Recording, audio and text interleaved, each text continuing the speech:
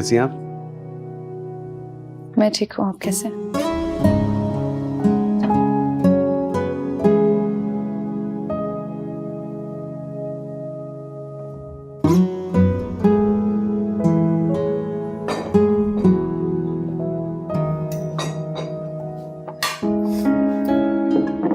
शुक्रिया।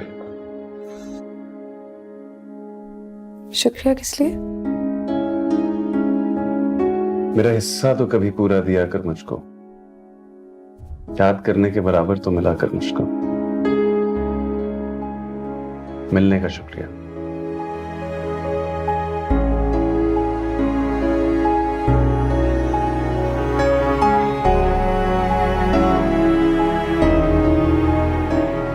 खाना लग गया। आइए आइए, खाना लग गया। चले जी। छोटू, आइए। माशाल्लाह माशाल्लाह, बड़ी रौनक है टेबल पर। बड़ा एहतमाम किया है। आइए, बहुत बैठिए। एहतमाम आइए। किया, माशाल्लाह।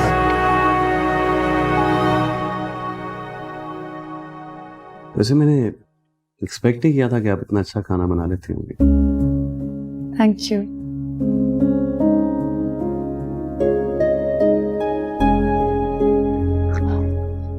बेटा, तुम ऐसा क्यों नहीं करते कि दानिया को लेके ड्राइव पे चले जाए? ये भी ठीक है। मेरा ख्याल है कि मैं चलता हूँ बच्चों को लेकर, इनके सोने का टाइम हो गया है। जी नाना जान, चलते हैं फिर। हाँ नहीं, थोड़ी देर ड्राइव कर लेते हैं, मैं छोड़ दूंगा। बच्चे हमारे साथ हो जाएंगे, आप ऐसे तंग होंगे, इट्स नॉट अ प्रॉब्लम। नहीं बेटा, जहमत करने की जरूरत नहीं है, बच्चे भी आराम हो जाएंगे। मेरा ख्याल है मैं चलता हूँ बच्चे के साथ। ठीक कह रहे हैं भाई, बच्चे देखो ना तंग हो रहे हैं। तुम दानिया को बाद में ड्रॉप कर देना। ये भी ठीक है, जैसे हमारी बहन ने कहा, दानिया वैसे ही करो। जी नाना जान। श्योर। तो मैं चलता हूँ। चलो बेटा, उठाओ बच्चों को।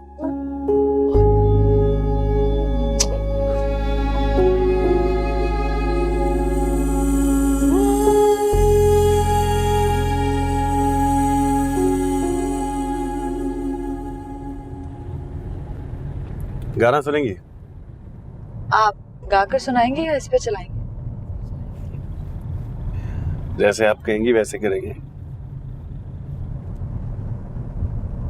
जैसे आपको ठीक लगे। भाई मेरी मर्जी में बात है तो फिर इसी पे सुन लेते हैं, क्योंकि मैं तो ना ही गाऊं तो बेहतर है।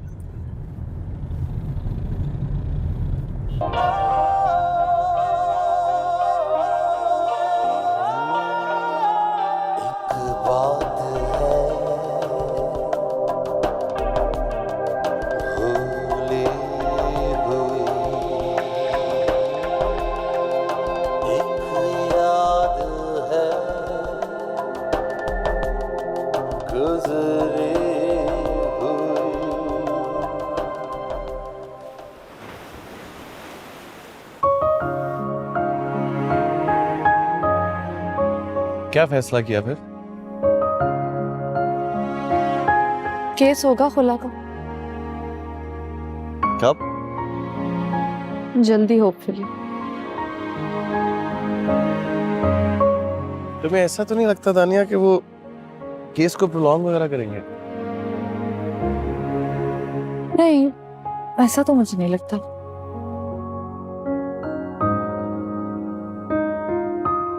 तुम्हें लगता है कि तुम्हें कभी दोबारा प्यार होगा?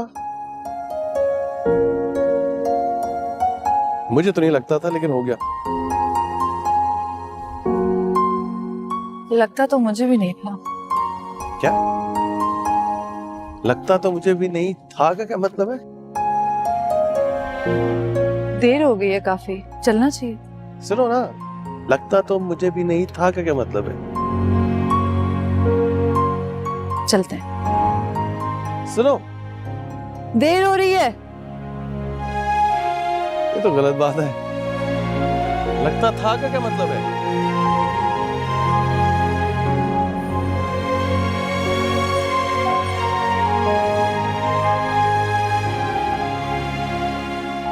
बस जब दिल उदास हो तुम्हारी याद आती है, फिर तो मेरी सारी परेशानियां अपने अंदर में छुपा लेती हूँ।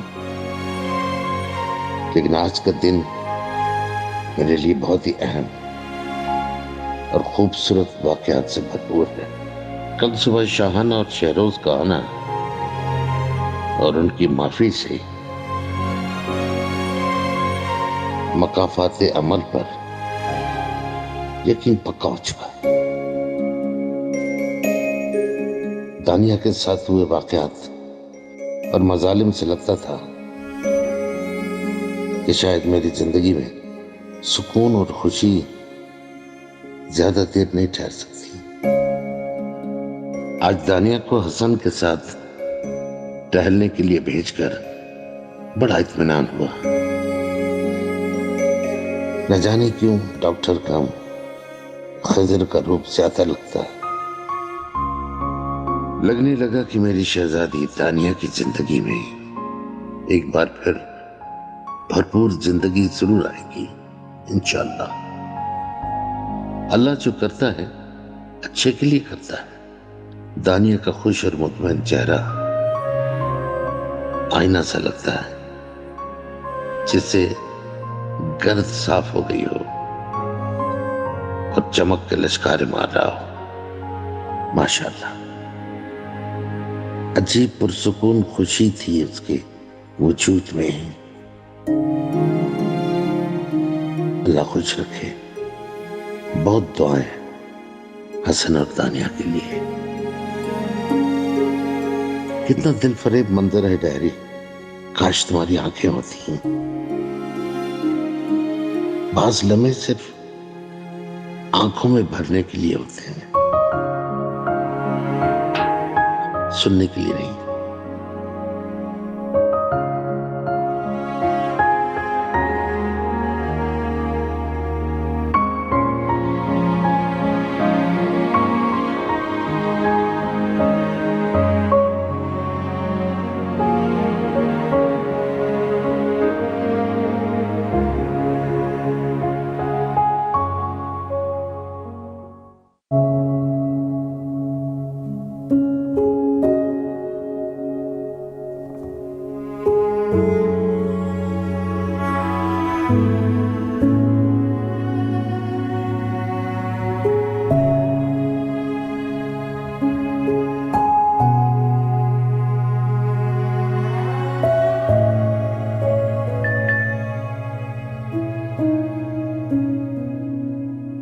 जितना इनके लिए डॉक्टर हसन कंसर्न है, इससे तो लग रहा है, साफ नजर आ रहा है कि मामला किसी और तरफ ही जाएगा।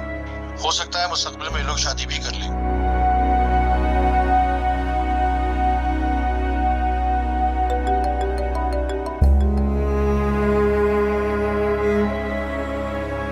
अस्सलाम वालेकुम।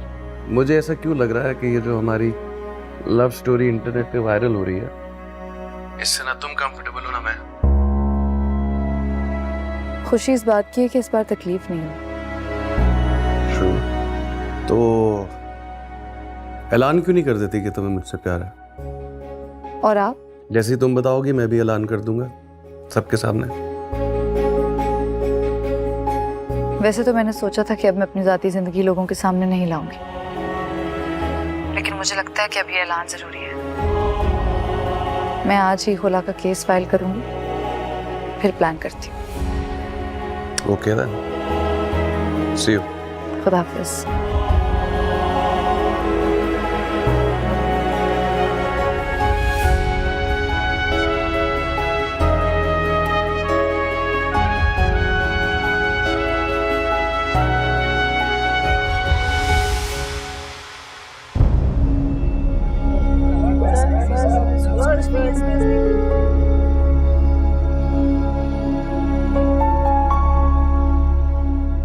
मैंने आज आप सबको यहाँ अपने जुर्म का एतराफ करने के लिए बुलाया है। मेरा दानिया के साथ रवैया अच्छा नहीं था। मेरी पहली शादी बार बार हमारी शादी के आड़े आती रही और इस हाइड एंड सीक के खेल में दानिया की सच्चाई और उसका खलूस जीत गए। मैंने कैम को तलाक दे दी। तलाकनामे की कॉपीज आप सबको मिल चुकी हो। आप मुस्कुरा रही हैं?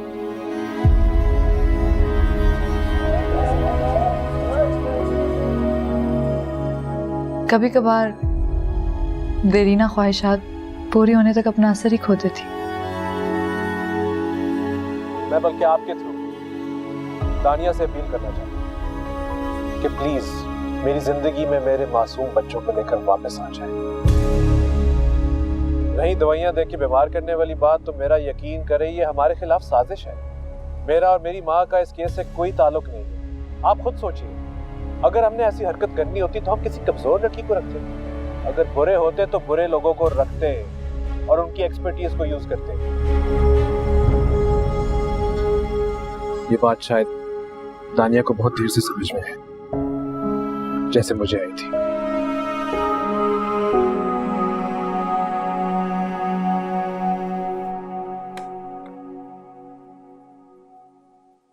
आप ये केस जल्दी फाइल कर दीजिए वकील साहब, और याद रहे बच्चे मैं किसी सूरत नहीं दूंगी। अदालत कभी भी बच्चों की कस्टडी उन्हें नहीं देगी, बच्चे भी बहुत छोटे हैं।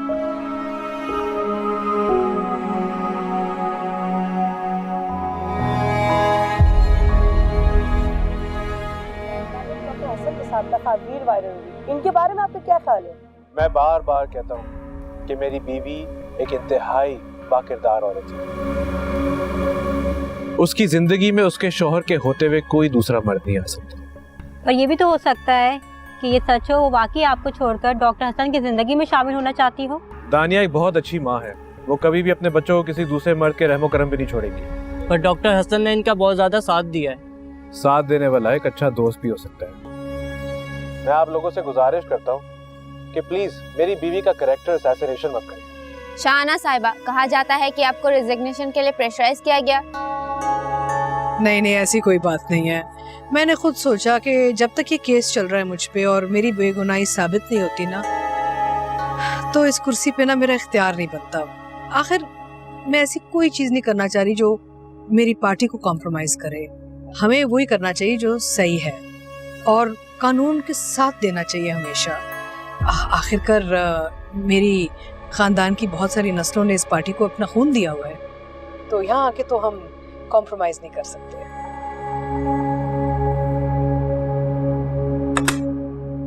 शुक्रिया वकील साहब, जल्द मुलाकात होती है। श्योर, आपके टाइम का बहुत शुक्रिया। आज मैं आपको गेट तक छोड़ के आती हूँ।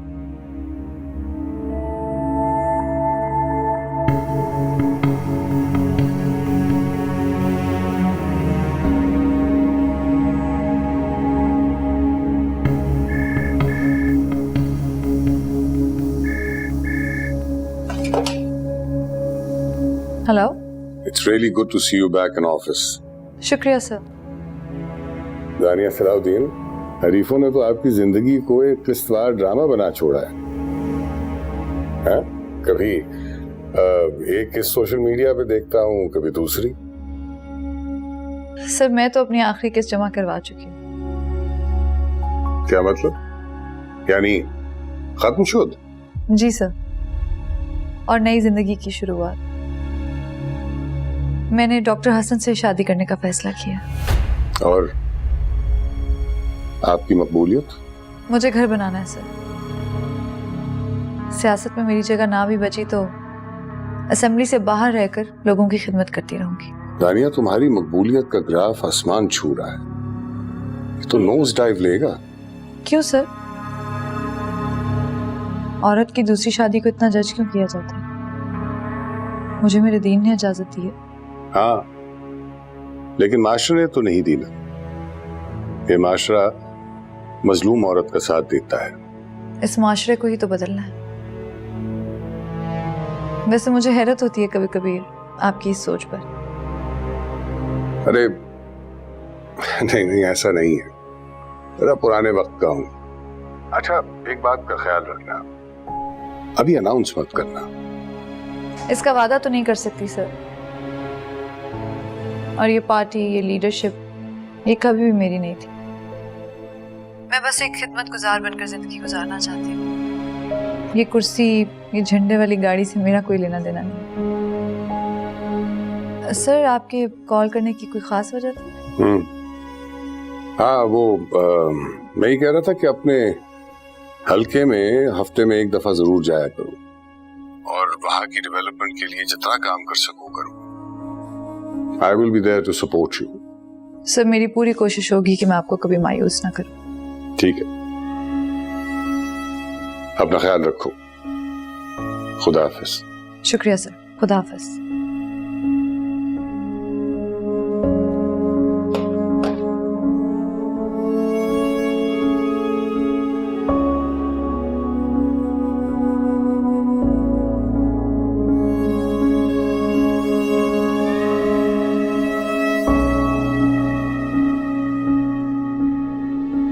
मैडम, इस खुला के पेपर का क्या करना है? इसका मतलब है कि प्रेस कॉन्फ्रेंस से कोई फर्क नहीं पड़ा। नहीं। जब बाबू को बुला लिए तो इस सब की क्या जरूरत है?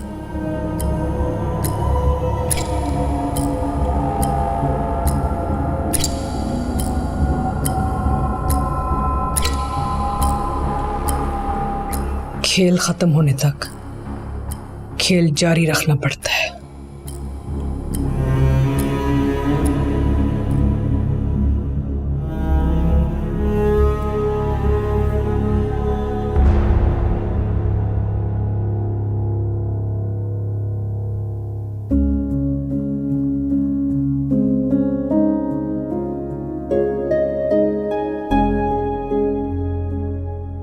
छोटू मियाँ ऊपर होके बैठो, थक जाओगे, बच्चे सो गए। अरे नहीं नहीं, मैं ठीक हूँ यहाँ पे। भाई अब इन बच्चों के बगैर तो मेरा बिल्कुल दिल नहीं लगता। अच्छा किया बहन आप तशरीफ ले आई, बहुत खुशी हुई। इतने प्यारे ये जो शहजादे हैं ना, दिल बेकरार हो जाता है इनसे मिलने के लिए। और ये हमारे छोटू मियाँ, इनका भी दिल नहीं लगता भाई इन बच्चों के बगैर। सारी चीजें समेट के रखते हैं, खिलौने धो के सजा के जमा के रखते हैं ये तो घर में। मेरा तो दिल ही नहीं लगता अब इनके बगैर घर में। मेरा दिल चाहता है इन्हीं को संभालता रहूं सारा दिन, इनकी आया बन जाऊं। अस्सलाम वालेकुम। वालेकुम अस्सलाम। कैसी हैं आंटी आप? कैसी हो बेटा? बिल्कुल ठीक। जीती रहो मेरी शहजादी। अस्सलाम वालेकुम नाना जान। वालेकुम अस्सलाम। छोटू क्या हाल है? अल्हम्दुलिल्लाह ठीक।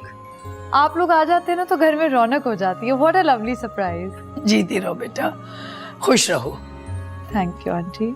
देखो बेटा, तुम मुझे हसन की तरह अम्मी कहा करो, आंटी नहीं। और नहीं तो क्या, छोटू की तरह बोले अम्मी जी। अम्मी जी मैं आपके साथ ज्यादा टाइम गुजारता हूँ भैया जी से, और आपने मेरा ही नाम गायब कर दिया। अरे नहीं छोटू, तुम भी मुझे उतने ही अजीज हो। अच्छा भाई दानिया बेटा, जिस तरह मुझे छोटू अम्मी कहता है और हसन अम्मी कहता है, तुम भी मुझे अम्मी कहना। अब तो खुश हो छोटू, तुम नाराज तो नहीं होगे? मुझे बात नहीं करनी। ओहो छोटू इतना नाराज थोड़ी होते। चलो एक ब्राउनी खाओ, बड़े मजे की है। ये छोटा सा केक का पीस, इससे मेरा क्या बनेगा? दानिया बीवी, मैं तो आपके घर उम्मीद लेके आया था कि आप कोई खाना वगैरह मंगाएंगी, कोई बर्गर पिज्जा। ठीक है भाई, आज बाहर से ऑर्डर कर लेते हैं। बताओ क्या खाओगे? आंटी आप बताएं क्या ऑर्डर करें? फिर वही आंटी। भाई तुम मुझे अगर अब आंटी कहोगी और अम्मी नहीं कहोगी, मैं भी छोटू की तरह नाराज हो जाऊंगी। जी अम्मी जी, आप बताइए क्या लेंगे आप? बताइए फिर क्या ऑर्डर करें? अरे बेटा कुछ भी मंगा लो, कोई तकल्लुफ थोड़ी है। अल्लाह करे हमारा घर इसी तरह खुशियों से सरशार रहे, आमीन आमीन। अरे खुशियों को छोड़े, मैं तो कहता हूँ कोई पिज्जा मंगा लेते हैं। 2-4 दिन हो गए पिज्जा ही नहीं खाया। ठीक है पिज्जा ही मंगा लेते हैं। बताओ कौन सा? शाना भाभी, आपने मुझे बुला तो लिया, लेकिन मुझे नहीं लगता कि मेरी बात मानकर वो लौट आएगी। सलाउद्दीन, तुम उसके बाप हो, उसे समझाओ। खानदानी लड़कियों के ये तौर तरीके नहीं होते। शहाना बाजी, मैं तो कहती हूँ जाने दें, हम शायद रोजी कहीं और शादी करा लेंगे। क्या शहरोज की कहीं और शादी करा देंगे? तो सियासत का क्या होगा? हमारे घर से हमेशा हमेशा के लिए खत्म हो जाएगी, चली जाएगी सियासत। खत्म तो नहीं होगी, लेकिन हाँ जब तक शहरोज मैदान में उतरेगा और पब्लिक भूल जाए। शाना बाजी, मेरे बच्चे भी तो आप ही के बच्चे हैं, जब तक आप उनको इन करा दें। तुम्हारे बच्चे? लेकिन तुम्हारे बच्चे तो गोरे मिजाज के हैं। तुम्हारे बच्चे उनका यहाँ की सियासत से क्या ताल्लुक है? तो शहरोज कौन सा देसी था, बन गया ना देसी, वो भी बन जाएंगे। सच बात तो ये है शाहनवा जी, अगर आप मेरे बच्चों को अपना समझती और उनके बारे में सोचती तो आज दानिया सारी सियासत पोटली भर के ना लेके जाती। मैं क्या बात कर रही हूँ और तुम बात को कहाँ लेके जा रही हो? मैंने तो सलाउद्दीन को बुलाया था कि मेरी मदद करेगा। सलाउद्दीन, मेरी मदद करोगे ना?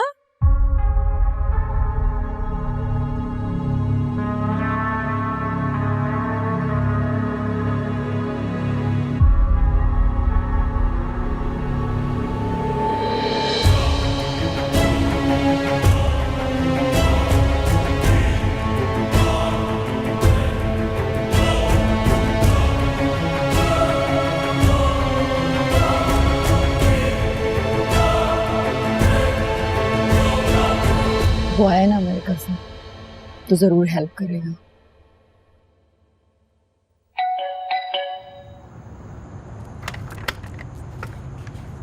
अस्सलाम वालेकुम। अस्सलाम वालेकुम। अस्सलाम वालेकुम। शरफू चाचा, कोई आया हुआ? आप सही समझिए बिटिया, आपके वालिद गिरामी आए हुए हैं। आपके वालिद साहब आए हैं? आप नाना जान को किसी और दिन मिल लीजिएगा। नहीं, आज ही मिलेंगे नाना को, और आपके वालिद साहब को भी आज ही मिलेंगे। नहीं, वो नाना जान ने उन्हें सिचुएशन के बारे में डिस्कस करने के लिए बुलाया होगा, कोई और बात ना हो जाए। कुछ नहीं होगा, आइए उनको नई सिचुएशन में डालते हैं। आ जाए।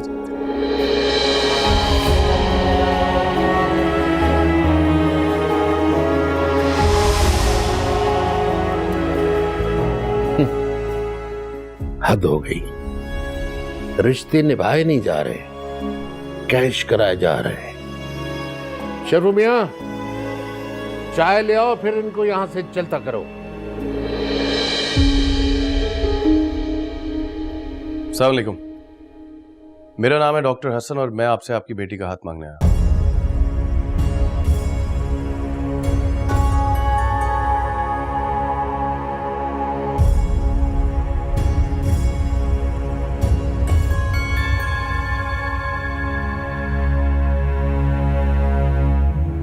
हाँ ठीक है सलमा, तुम परेशान मत हो, हम 1-2 दिन में मिल लेते हैं ना।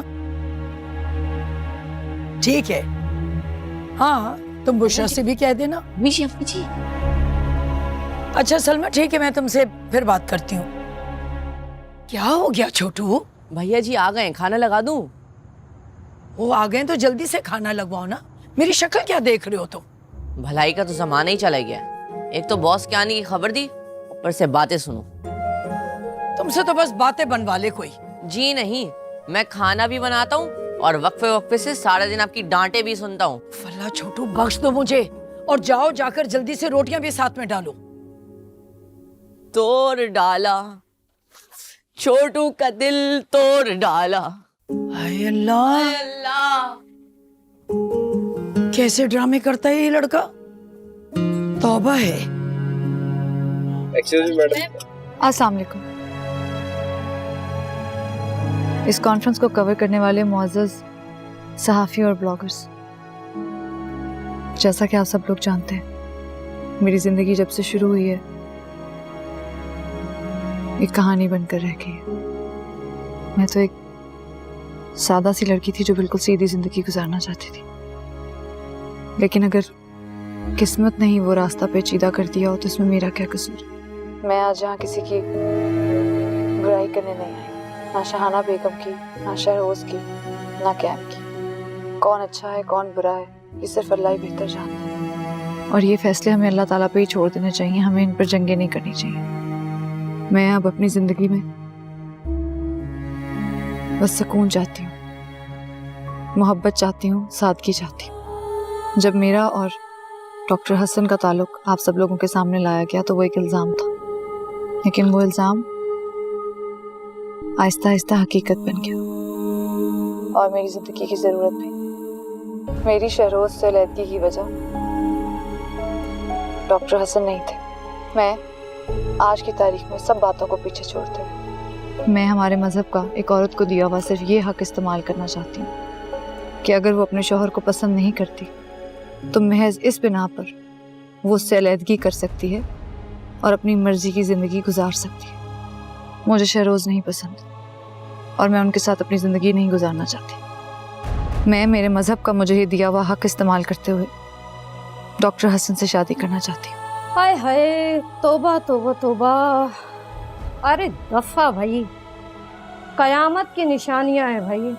अपना शोर छोड़ के नई की तैयारियां कर रही है। तो अम्मी आपको क्या, उसे मजहब ने इजाजत दिया है ना? अरे चुप कर लड़की, खबरदार जिन कमबख्तों को फॉलो किया। अच्छा खासा शोहर मनाने आया था, बच्चों का बाप है, चली जाती घर तो क्या था, लेकिन नहीं, दे तो कहीं और लगे हुए।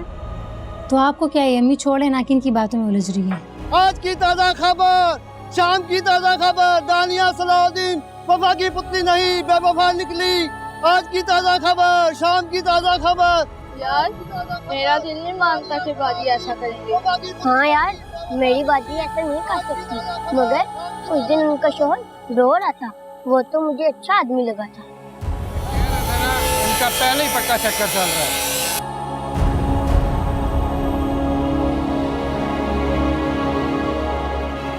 सर, मैडम से आना है। भेजो। आप लोग थोड़ी देर के लिए बाहर बैठे, मैं करता हूँ सर।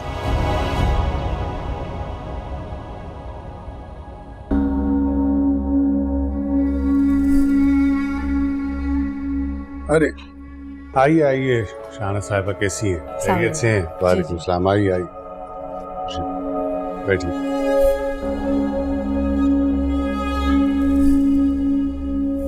भैया आपकी बहू तो बहुत ही बेवकूफ निकली। आई मीन एक्स बहू। जी, अभी तलाक हुई नहीं। तो तलाक करवा दीजिए। फेस सेविंग भी तो करनी है।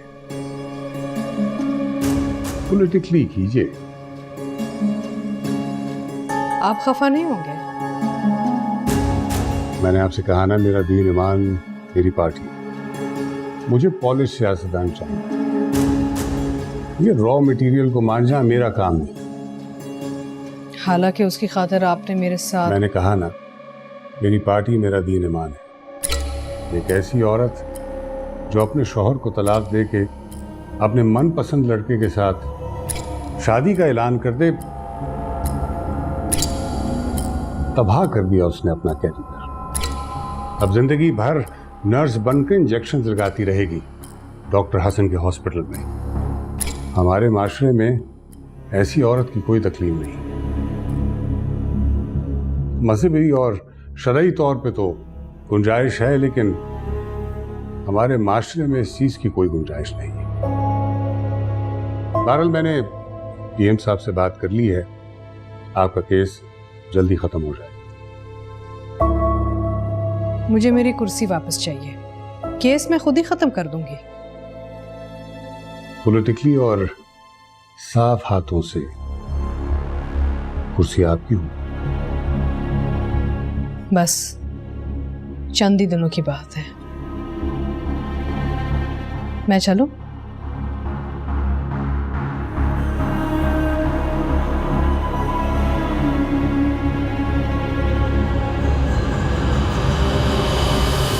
Best of luck.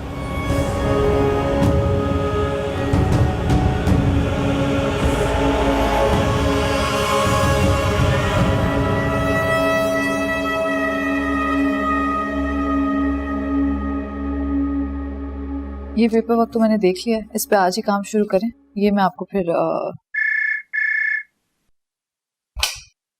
Ji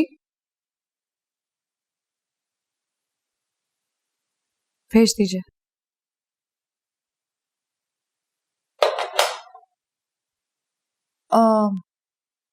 miss सबा, ये फाइल मैंने देख ली, ये मैं आपको देख के भेजती हूँ।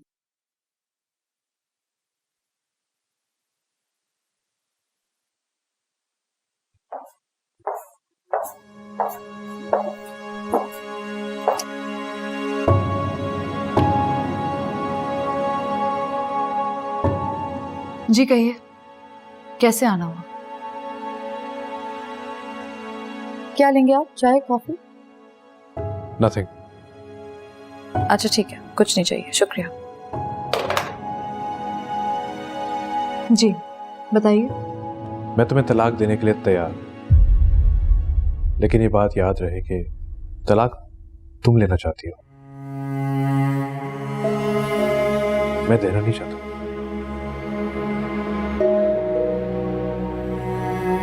मैं तो सबको बता ही चुकी हूँ कि अब आप मुझे अच्छे नहीं लगते।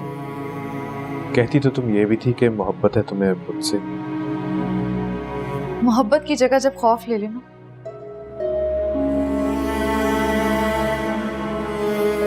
तो फिर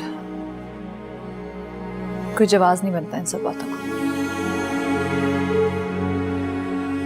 मुझे तो न जाने क्या कुछ देखने को मिला, और साफ सी बात यह है कि अब मेरे दिल में आपके लिए कोई जगह नहीं है। शायद इंसान सबसे ज्यादा खुद से ही मोहब्बत करता है।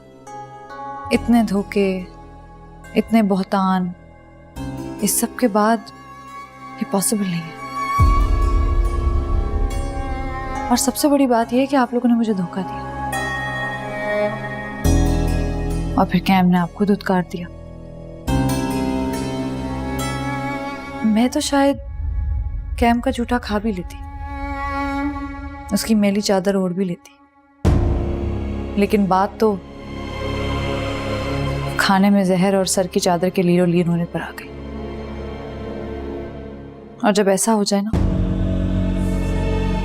तो रिश्तों का बोझ उठाने की कोई वजह नहीं रहती। मुझे माफ कीजिएगा, लेकिन अब मैं आपको किसी सूरत कबूल नहीं कर सकती। लेकिन मैंने तो तुम्हें कुछ नहीं कहा। अच्छा घर, अच्छा खाना, बच्चों को सारी आसाइशें, सब कुछ दिया, और चाहिए क्या है तुम्हें? ये सब कुछ काफी होता है एक औरत के लिए, जहां मोहब्बत ना हो, इज्जत ना हो, और सबसे बढ़कर जान की परवाह ना हो।